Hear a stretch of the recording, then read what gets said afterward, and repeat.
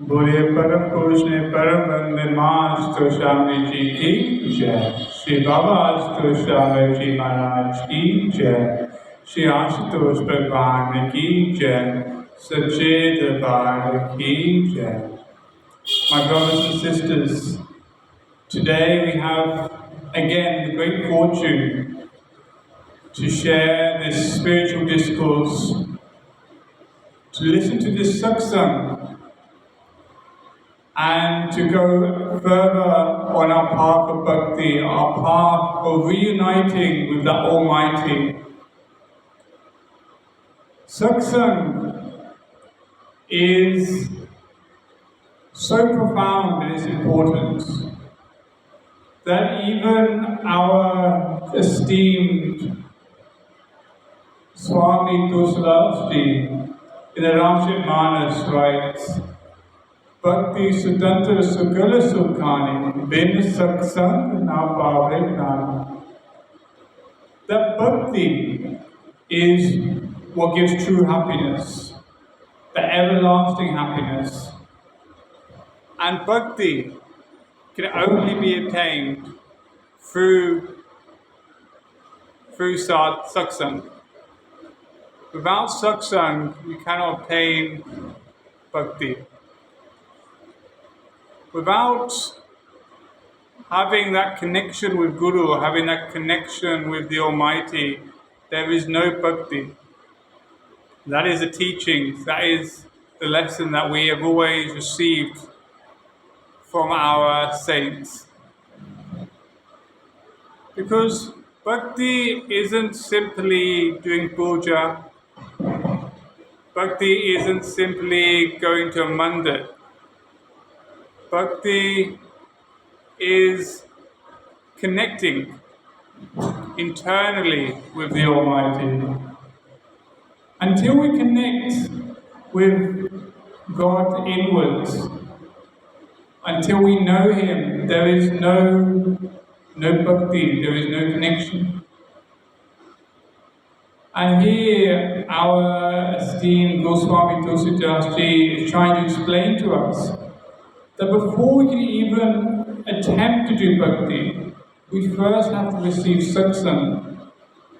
Satsang comes from sat meaning truth and sang meaning audience. That until we have the audience of that truth, until we are connected with that truth, there is no bhakti. Until you have that truth, there is no bhakti, there is no happiness in one's life. So the question you have to ask yourselves is just listening to somebody's words, satsang, to somebody talking about the experiences, the wisdom of our scriptures, account for satsang. No, my friends, that counts as harikatha. We can talk about all the great things that are written in our scriptures. We can talk about all the great accomplishments of our saints. But the truth is, until we connect with God through contemplation, by focusing on the satsang that we're receiving, from somebody who isn't simply saying the word but has truly experienced it. For example, you take a man who has never had ice cream but has read books on ice cream. He can describe it. He can talk about how tasty ice cream is. He can talk about how cold ice cream is. But he hasn't experienced it. You know that his words lack something. They lack experience. In the same way, our spiritual masters and their teachings can only be understood when they are received from somebody who's experienced those things themselves. Who has gone on this path of bhakti, gone on this path of devotion, only they can share the true experience, only they can do satsang. Only a Brahmajnani can do satsang because only they have done Only they met that truth. Only they connected with that truth. So satsang is not easily obtained. People might say that I received satsang, spiritual discourses, in a church, or in a mandir, or in a gurdwara, or in a temple. That satsang is happening everywhere. But my friends, if that satsang is not being given by somebody who has seen God, like Brahma Rishi, then that is not satsang, that is simply Harikatha. So until you find somebody who has experienced and known the truth for themselves, they cannot give you satsang and you cannot go on this path of bhakti. That is what our saints have taught us. That is how profoundly important satsang is. And then our esteemed Saint Kabir Das says, Jal jaye satsang na charcha naam ki. Jal jaye satsang na charcha naam ki. Dulhe bin barat kaho ka kaam. That's satsang where they do not talk about that naam, that name. That satsang is of no value, should be burnt away. In the same way that a wedding procession without the groom has no value, no matter how beautifully it's decorated, no matter how many guests are appearing, how much music and dancing is happening, unless the groom is there in the procession, that procession has no value. In the same way that satsang has no value unless the true essence is there. And here, Kabir Das is explaining that the essence is that naam. That naam which is so revered that it's spoken about in every scripture. In the Bible, the very first line in the New Testament, written in the book of John, is first there was the Word. The Word was God and the Word was with God. That Word, before there was anything, before there was day and night, before there was human being, before there was anything in existence, there was that Word. And that Word and God are indistinguishable, they are one. And that Word is with God. Now that Word is with God, that means that Word can only be obtained through God. There's no other means by obtaining that name. Then in the Gurbani, it said, Satsangat aisi janiye jo eko naam bikani. Eko naam hukam hai, Nanak Satguru diyo bichan. Here in the Gurbani, it's very clearly said that find those people, find this group of people that only recite that one name. The word, the name, so many different versions of the same truth. Find those who recite that name. And that name is given to them by a Sadguru, by a perfect master. So then the question arises that how does the name that is with God then be given to us by a Guru, by a perfect master? And this is the deep secret of the universe, is that there is no distinction between Guru and God. That when there is the need for God to come on this earth to guide humanity forwards, then God takes an avatar, takes a form. God comes on this earth to guide mankind. That's why it's written in the Bhagavad Gita, Yada yada hi dharmasya glane bhavita bharata abhyuthanam dharmasya tada manam sujamyam. That when a dharma is on the rise, when chaos, when unrighteous actions are on the rise and righteousness is on the decline, when I I take form to guide man back on the righteous path. And this is what a Guru does. A Guru guides mankind back on that righteous path. Our history is filled with such saints who've come to guide mankind back on that righteous path, to guide mankind back onto what true bhakti is. Because bhakti is not external, bhakti is internal. That's why even Kabir Das says, Bhatta say, if you can pray to a stone and obtain God, then I'll pray to a mountain. If by praying to a small stone you can obtain God, then why don't I just pray to a mountain? He brings up the hypocrisy of it. He brings the foolishness of it. He explains to mankind that this pursuit of yours is foolish. Because truth is that God is inside of you and God is light. God is not in stones, God is not, it is external, God's internal, and God has to be known inwards. That's why Kabir Das goes on to say, Jaise dil mein dil hai, jaise chakmak mein aag, teri sai tujh mein hai, jaag sakta to jaag. That as there is oil in the seeds, as there is fire in flint, in the same way your Almighty, your Lord is within you. If you can awaken to the truth. Not everybody awakens to the truth. Because to awaken to the truth, we have to be soldiers, we have to be brave, we have to go and search for that truth.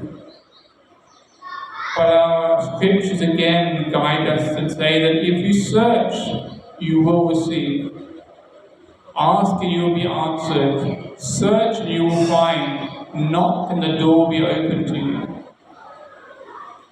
Just go. If you search, you will find. In our history, we have the story of Dhruv Bala. Both youngsters, both who obtained the Almighty in a young age and did great feats. Now, when we look at the story of Dhruv, now Dhruv, at a young age, had a very sad incident.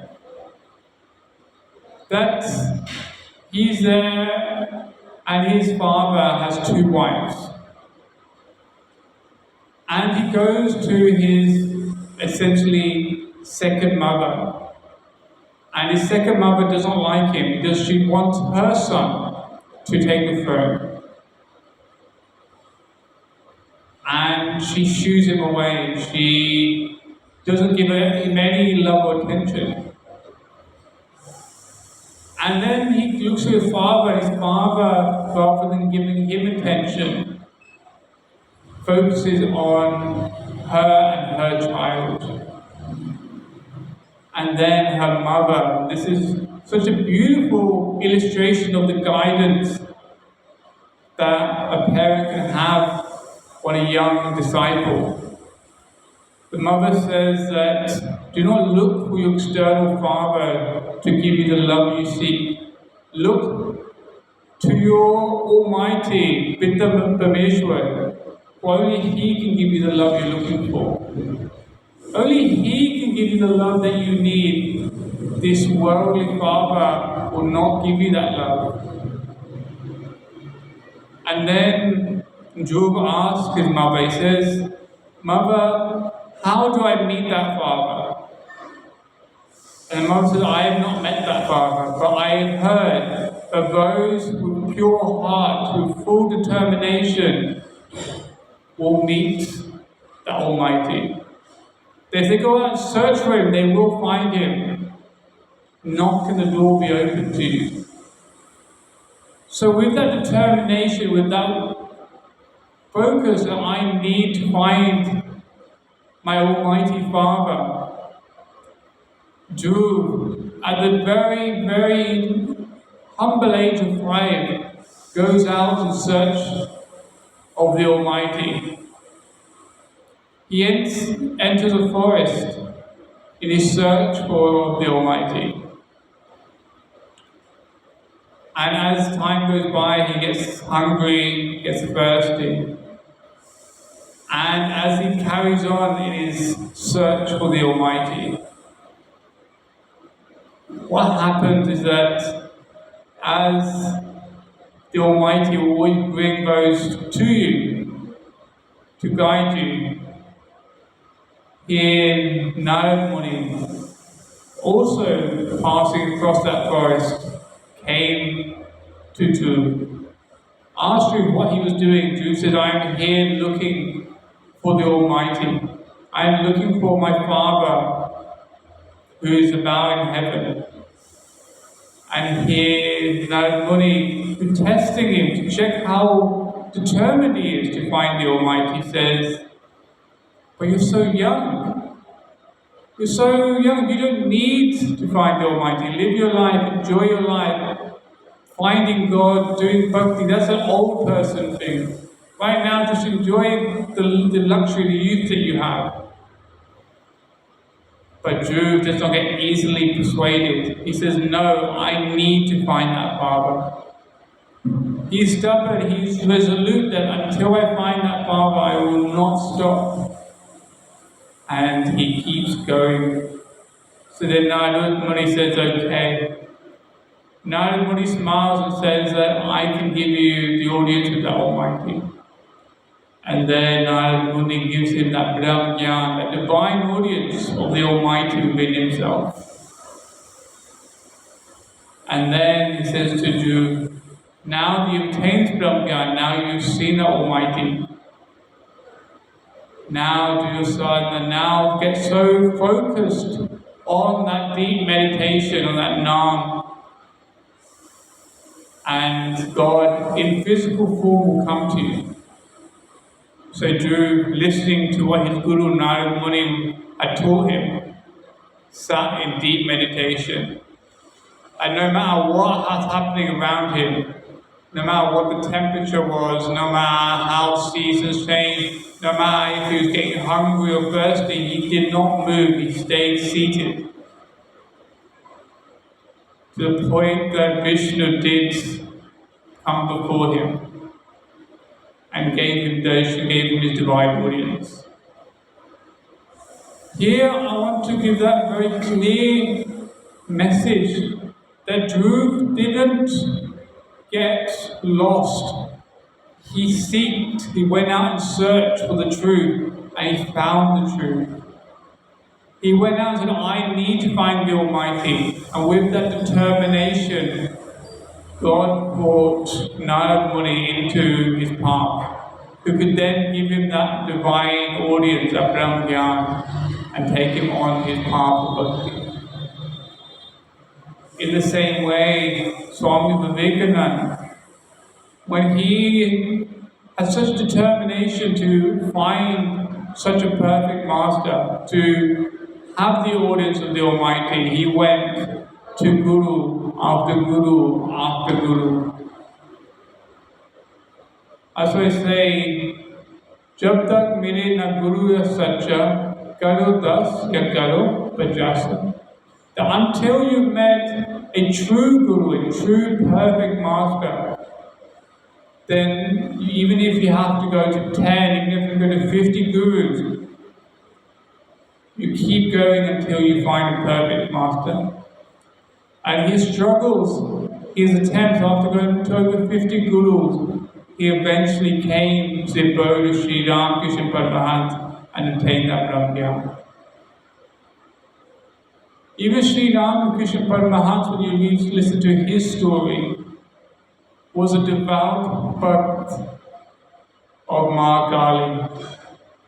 To the point that his devotion for Ma Kali meant that at her temple, Ma Kali would take form for him, would come out of her murti and would talk to him, spend time with him.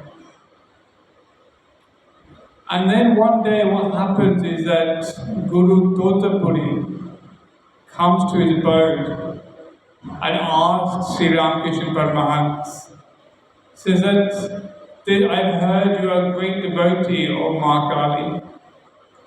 Do you not want to know her true form? Do you not want to know her tattva? Sri Ramakrishna Paramahansa is intrigued, but says that before I can accept any proposal, I have to first ask my divine mother, Ma Kali. So Sri Guru Tuttapuri says, that's okay, go and ask, I will wait. So Sri Ramakrishna Paramahansa goes and asks Ma Kali that I have come across such a guru who says I can show you Ma's Tat Roop, I can show you Ma's divine light form. And Ma Kali says that you should immediately attain that Brahm Gyan, attain that divine knowledge. But then, in Sri Ramakrishna Paramahansa's mind, comes the question, he says to Ma Kali, he says, then what was the value of this bhakti? What's the value of all these years where I've been of service to you? And here, Ma Kali explains to him so beautifully that it's your years of service, it is your love for me, which is why a perfect master has come to your doorstep. For a perfect master to come into your life is such an auspicious thing, such an incredible gift. And that is because of all your years of bhakti, all your years of service. My brothers and sisters, for us to receive satsang, for us to receive bhakti, to receive a perfect master in our life is truly a gift. A very almighty gift. Before us, they had such struggles. Swami Vivekananda had to go to 50 gurus. Sri Ramakrishna Paramahansa spent years in deep service to Ma Kali before Guru came into his life. But for us, Ma Ashutosh Shamiji came into our life with such ease. Sri Ashutosh Mahiji came into our life with no struggle from our part. We don't have to fight for him, we didn't go searching for him. Guru came before us. That is the great fortune that we received here, that we have found such a perfect master who is coming to our life. Without any struggle on our part, without any fight in our part, and taking us out of the delusion that we've been in. Because the truth is that we have all been in the delusion of this more mind. We all go out searching for happiness in the external world. We all think that happiness exists in family, in money, in status. But our saints teach us that only bhakti is the true route to happiness. In the Gurbani it said, Dukhya sab sansar, sukhya jo naam apar. That all people, everybody is sad. Every person has difficulties in their life. But the only true happy people, only those who have that name, the divine name that a guru gives to the disciple. That's why Kabir Das says, Dukh mein simran sab kare, sukh mein kar na koi. Jo sukh mein simran kare, dukh kya kare hoy. That in our times of trouble and times of difficulty, we then remember God. Then we remember that the Brahm Gyan that we receive, that Naam that we receive, then we do our Simran, then we do our Sadhana. But if we first, in every moment, even in our happiest moment, do that Simran, connect with that divine name, do our sadhana, then what unhappiness can come into our life? Here Vedas gives us a secret that if we are constantly connecting with God, constantly connecting, meaning bhakti, then there is no pain in our life, there is no dukkha in our life, there is only happiness, there is only sukh. That is the secret of happiness that our saints have passed to us. But for that we have to connect inwards with the Almighty. We have to realize that our pain, our restlessness, our sadness is not external, it's inside of us. We are the cause of our own pain. Once there's a beautiful story of a man, a very rich man, who has an eye disorder. He has an eye disorder, he goes to many doctors, but none of the doctors have any remedies. None of them can fix his eyes. So eventually what happens is that he hears about a saint. And in India, saints are regarded as the highest of scientists, the highest of spiritual masters who have solutions that maybe worldly doctors don't have, but worldly scientists don't have, because they know things at the deepest of levels. So he goes to this saint and he asks the saint, he says, "Saint, I have this eye disorder, please give me some remedy." The saint says that look at green things. See things as green, and if you see green things, then what will happen is that the disorder in your eye will clear up. So the saint, giving this wisdom to the man goes home, and what does he do? What does he do, my friends? He tells his servants to paint the whole house green. All the house, the doors, the carpet, the furniture, everything is painted green. He tells them to wear green. He then makes sure that his car, the interior and exterior are all painted green. He makes sure that his office is all green, that everything that he sees is green. A few months pass, and the saint who's coming through the town of this man and decides to come in for a visit to see how he is doing. As he comes and visits the man, he knocks on the door and tells the servant, "I am here to meet him. He knows who I am, tell him my name and he will come and greet me."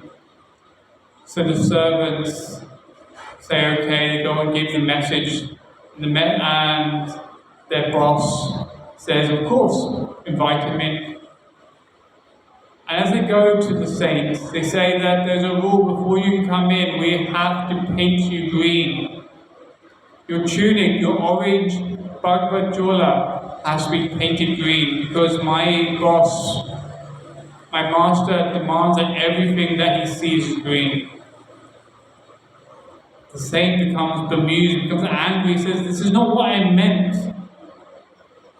The solution wasn't painting everything green. The solution was him to get glasses, lenses that had a green tint to them.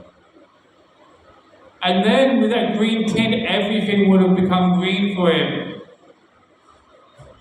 I didn't say that he should paint everything green. That is foolishness. My brothers and sisters, this story has a deep meaning that we can all relate to.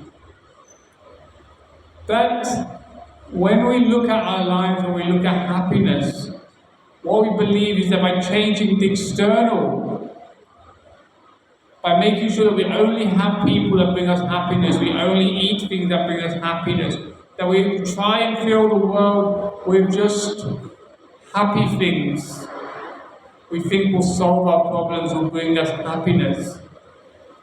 But the truth is that life and situations appear and these things fade.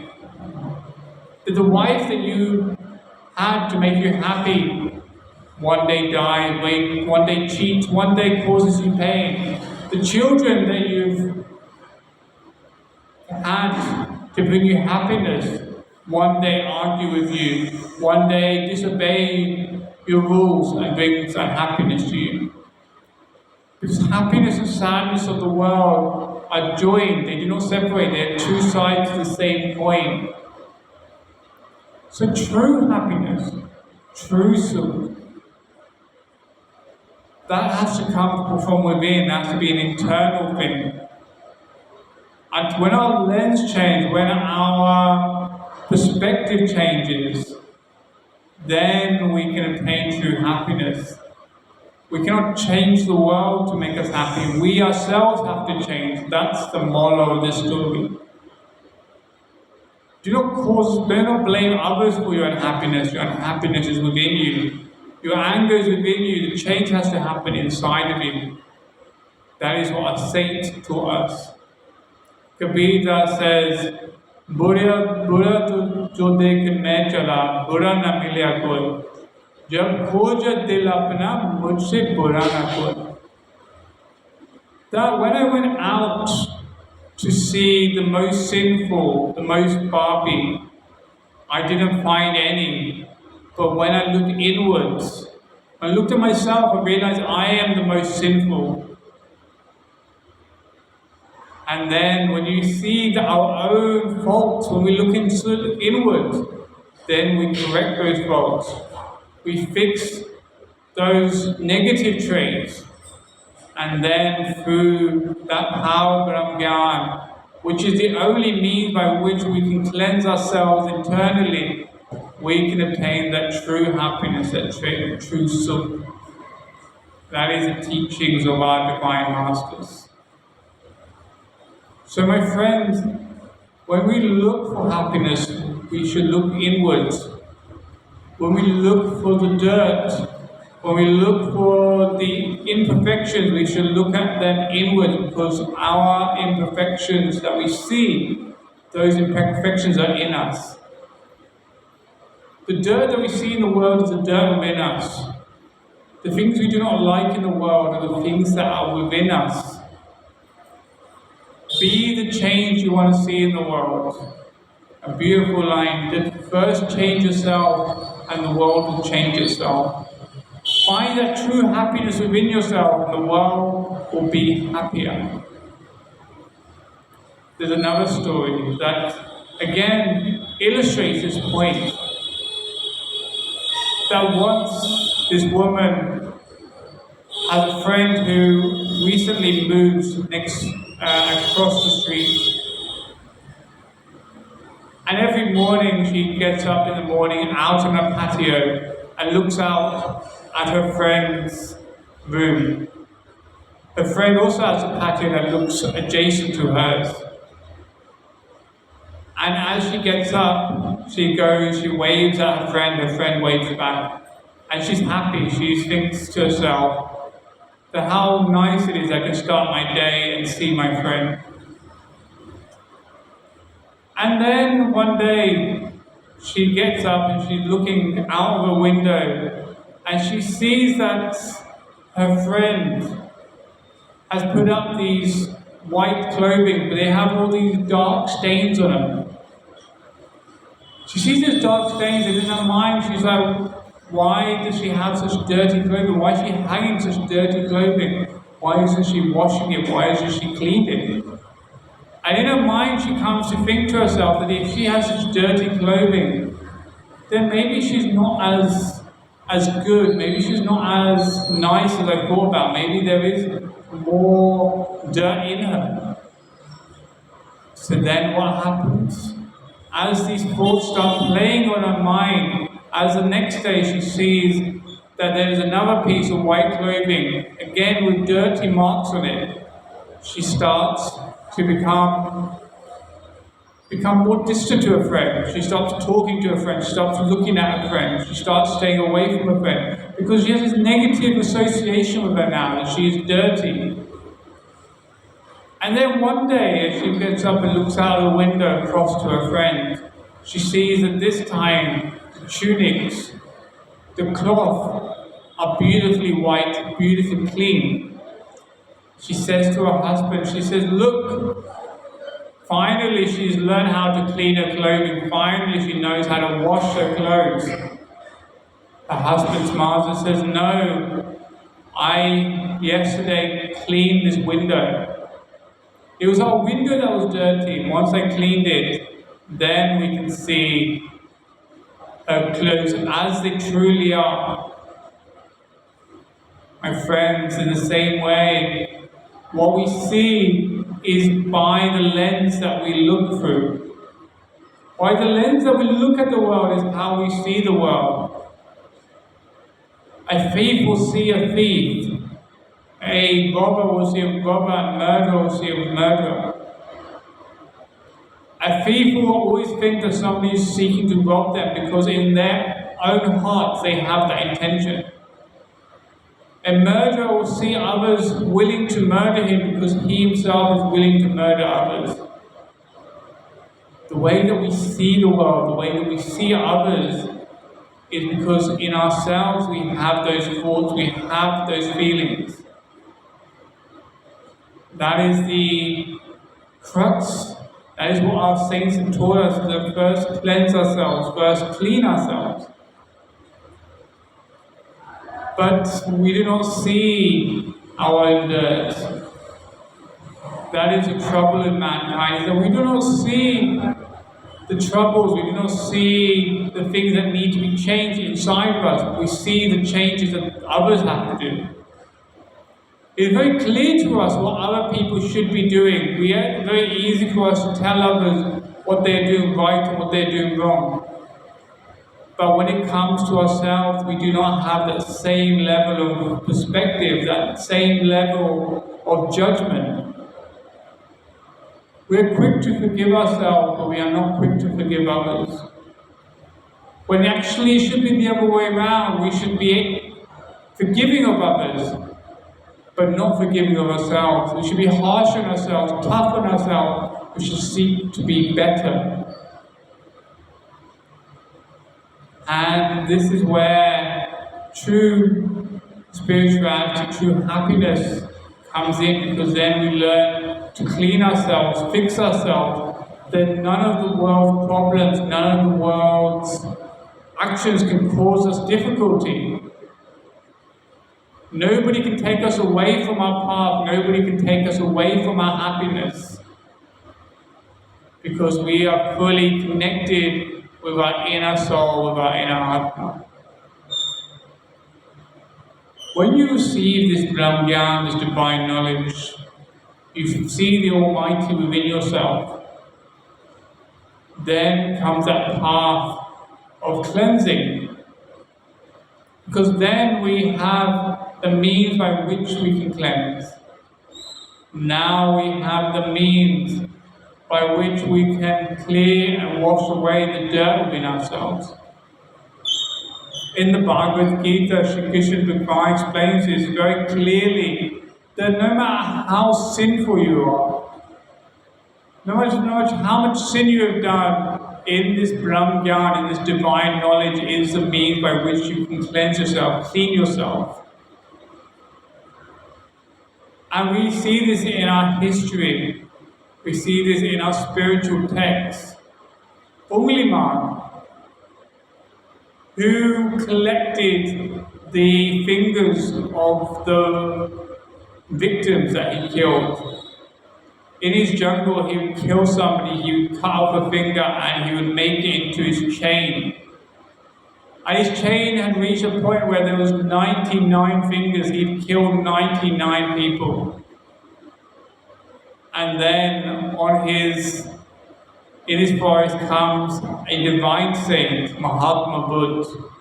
And as Mahatma Buddha is walking through his jungle, he calls out to him. He tells him to stop.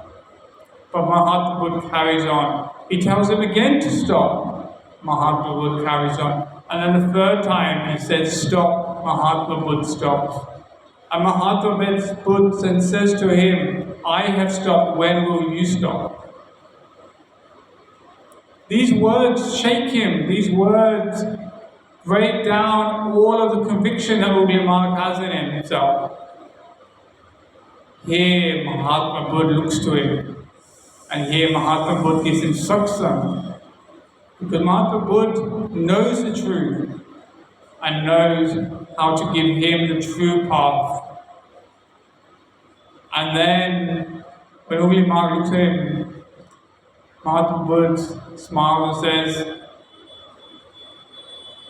take down one of these leaves, pluck one of the leaves from this tree. Ugly Mark, to show his strength, show his almightiness, shakes the whole tree, and many, many leaves fall down. He said, one leaf, I throw many, many leaves. And Mahatma Buddha smiles and says, now place that leaf back onto the tree. Now that you've taken the leaf off, now place it back. And Ugly Mark says, I do not have that capability. I do not have the means by which to place the leaf back on the tree. So Mahatma Buddha says, what right do you have to pluck the leaf if you do not have the power to place that leaf backwards?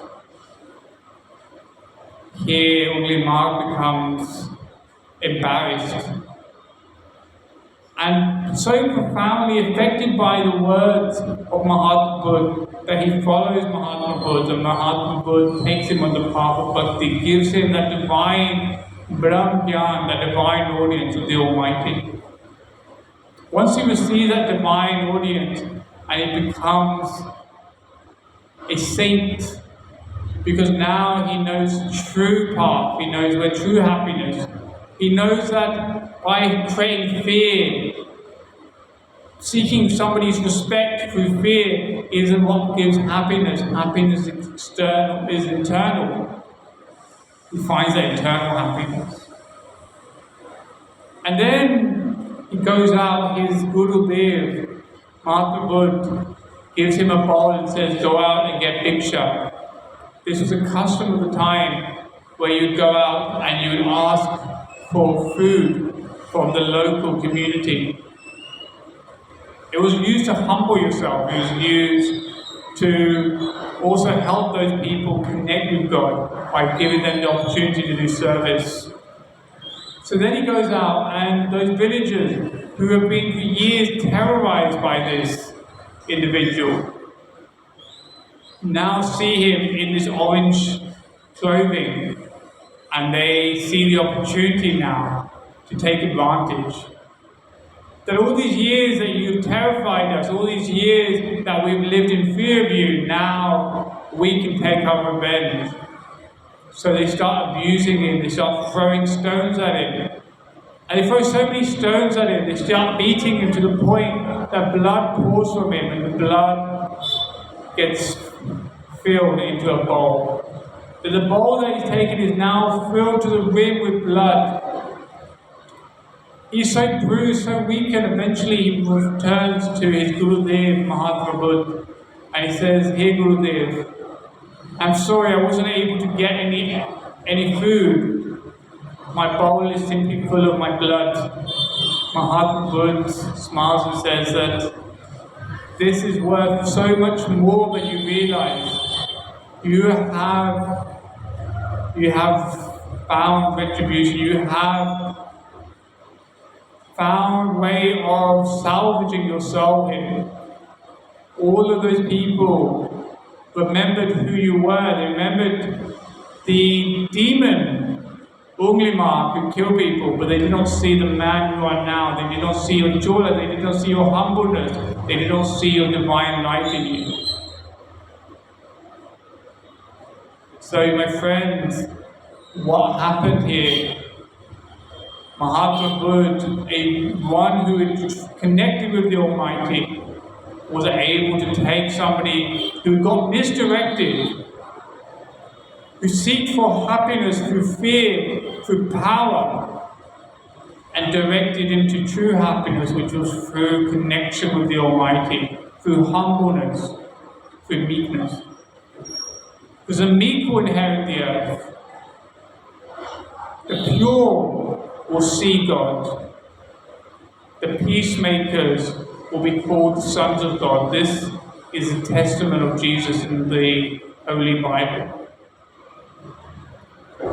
Our saints have taught that we need to find happiness within ourselves, by cleaning ourselves, by not looking for the world to give us happiness, but finding happiness with the Almighty within us.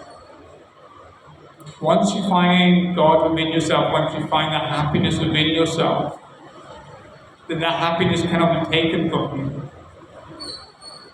That's why it's so beautifully written by our saint Mirabai, that when she received this Brahmyan from Saint Ravidas, she goes off and says, Payo ji maine Ram ratan tan payo, Payo ji maine Ram ratan tan payo, Vastu amolik je mere Satguru, Vastu amolik je mere Satguru, कृपा करे अपनायो, पायो जी मैंने राम रतन धन पायो, पायो जी मैंने राम रतन धन पायो, जन्म जन्म की पूंजी पाई, जन्म जन्म की पूंजी पाई, जग में सभी गवायो, पायो जी मैंने राम रतन तन पायो, पायो जी मैंने राम रतन तन पायो, खर्चे न चूके बाको चोर न लूटे, खर्चे न चूके बाको चोर न लूटे, दिन दिन बढ़ता सवायो, पायो जी मैंने राम रतन धन पायो, पायो जी मैंने राम रतन धन पायो, बस सत्य की नाम के गति सतगुरु, सत्य की नाम के गति सतगुरु, पाप सागर तरबायो, पायो जी मैंने राम रतन धन पायो, पायो जी मैंने राम रतन धन पायो, मीरा के प्रभु गिरधर नागर, मीरा के प्रभु गिरधर नागर, हर हर जस गायो, पायो जी मैंने राम रतन धन पायो, जय पायो जी मैंने राम रतन धन पायो. In this beautiful bhajan, Mirabai is explaining that I have obtained that divine wealth, that wealth of the Almighty, that Brahmyan, and this wealth was given to me by my Guru. My Satguru gave me this almighty gift. And this gift is so almighty that it cannot be lost. It's not a worldly treasure that can be lost. It's not a worldly treasure that can be stolen. It actually grows every day. It is such a treasure that every day it increases. And this treasure is worth many, many lifetimes. Many, many lifetimes of struggling is how I have obtained this divine Brahmyan, this divine knowledge, which is the true source of happiness, the true means by happiness. Mirabai is giving us such a beautiful bhajan, a beautiful song to teach us of the divine gift of the Brahmyan that she received, which is the only means by which we can attain that true happiness. So my brothers and sisters, those who have not obtained the divine knowledge, that self-realization, come to the abode of Master Swamiji, Sri Baba Ashtar Swamiji Maharaj, and obtain that divine knowledge. And to those who have obtained that knowledge, go into the depths of that sadhana, go into the depths of that Brahmyan, because that knowledge is infinite. The deeper you go, the more you discover.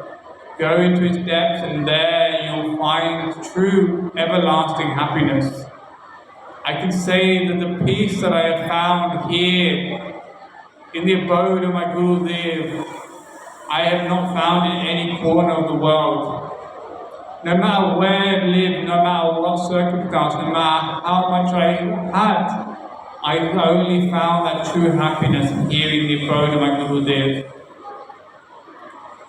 So as our saints teach us, as I have experienced, let us bow down at the glorious divine feet of our Gurudev, Master Swamiji, Guru Baba Ashtar Swamiji Maharaj, Guru Ashutosh Maharaj, and obtain that true everlasting peace, that everlasting happiness. Here I will rest my words. Bole Param Purush Param Vande Master Swamiji ki jai. Shri Baba Ashtar Swamiji Maharaj ki jai. Shri Ashutosh Bhagwan ki jai. Sache Darbar ki jai.